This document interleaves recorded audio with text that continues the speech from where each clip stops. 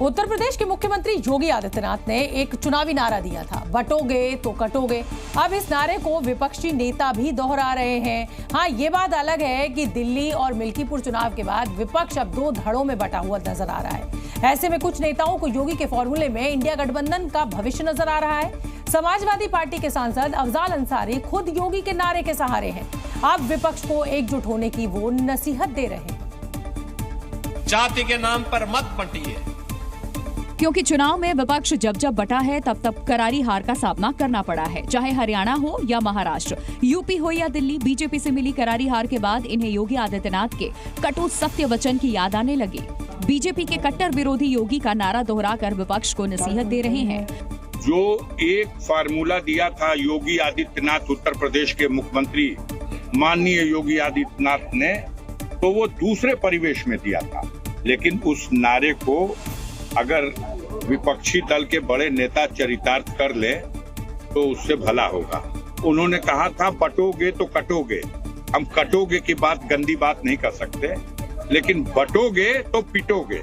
अफजाल अंसारी न सिर्फ अखिलेश यादव को नसीहत देने की कोशिश कर रहे हैं, बल्कि जिस तरह दिल्ली में कई सीटों पर आम आदमी पार्टी के प्रत्याशी कांग्रेस की वजह से चुनाव हार गए, उस पर भी तंज कस रहे हैं। अफजाल के मुताबिक दिल्ली में गठबंधन होता तो तस्वीर अलग होती। 12 सीटें इंडिया गठबंधन और जीत सकती थी।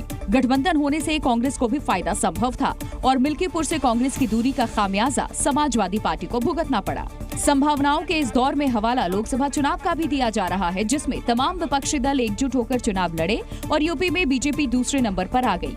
यानी योगी के नारे को अब अलग थलग पड़े विपक्ष को एकजुट करने के लिए भी इस्तेमाल किया जा रहा है। दिल्ली फतेह के बाद नरेंद्र मोदी का अब अगला टारगेट बिहार होगा और इसी साल बिहार में विधानसभा के चुनाव होने हैं, जिसके लिए बीजेपी अपने सहयोगियों के साथ अभी से प्लान तैयार करने में जुट गई है। बिहार की 243 सीटों में से एनडीए ने 225 सीटों का टारगेट रखा है, जो अभी तक का सबसे बड़ा नंबर माना जा रहा है। हालांकि बीजेपी और जेडीयू की इस रणनीति पर तेजस्वी यादव की भी पैनी नजर है, क्योंकि जो नीतीश कुमार पहले इंडिया गठबंधन के साथ सत्ता में थे, अब वो बीजेपी के साथ लगातार 8वीं बार मुख्यमंत्री के पद पर विराजमान हैं और अब 9वीं बार मुख्यमंत्री बनने के लिए वो बीजेपी के साथ चुनाव की तैयारियों में जुट चुके हैं। ऐसे में विपक्ष में फूट के बाद टारगेट बढ़ा दिया गया है। बिहार में 243 में से 225 सीटों का लक्ष्य रखा गया है। सहयोगी के साथ चुनाव पर अभी मंथन शुरू हो चुका है। बिहार में भले ही चेहरा नीतीश कुमार हो, लेकिन डबल इंजन की सरकार का नेतृत्व यहाँ भी नरेंद्र मोदी करने वाले हैं, जिसका संदेश उन्होंने दिल्ली फतह के बाद ही दे दिया और कांग्रेस आरजेडी में जाति के नाम पर वोट बैंक की लड़ाई पर निशाना साधा। बिहार में भी ये कांग्रेस ही है जो जातिवाद का जहर फैलाकर अपनी सहयोगी आरजेडी का जो पेटेंट है उसी जमीन को खाने में जुट गई है। और मोदी के बयान का असर ये हुआ कि आरजेडी अभी से अपने दम पर चुनाव लड़ने की तैयारी शुरू कर चुकी है। तेजस्वी यादव ने चुनाव घोषणा में मुफ्त बिजली, महिलाओं के लिए हर महीने 2500 और रोजगार जैसे वादे कर रहे हैं। तेजस्वी यादव और उनकी पार्टी का सुपड़ा साफ होना बिल्कुल तय है। लोकसभा चुनाव के नतीजे, जहां 30 सीटें हम लोगों ने जीती हैं। दिल्ली के बाद निश्चित रूप से बिहार में भी एनडीए की सरकार प्रधानमंत्री नरेंद्र मोदी जी के नेतृत्व में बनेगी। यानी ये तो तय है कि बिहार में आरजेडी ही मुख्य विपक्षी पार्टी की भूमिका में है। लेकिन सवाल है, क्या एनडीए के मिशन को बिहार में फेल करने के लिए कांग्रेस जोर लगा पाएगी या तस्वीर दिल्ली की तरह होगी?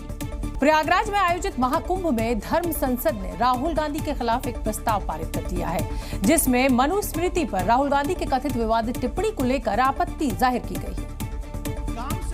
ये प्रस्ताव महाकुंभ के सेक्टर 12 स्थित शंकराचार्य स्वामी अभिमुक्तेश्वरानंद सरस्वती के शिविर में चल रही परम धर्म संसद में पारित किया गया। दरअसल राहुल गांधी ने हाथरस गैंगरेप की घटना का लोकसभा में जिक्र किया था और मनुस्मृति पर टिप्पणी की थी, जिसका वीडियो भी शेयर किया गया। ये कॉन्स्टिट्यूशन में कहाँ लिखा है? ये कॉन्स्टिट्यूशन में कहाँ लिखा है कि जो बलात्कार करते हैं वो बाहर रहे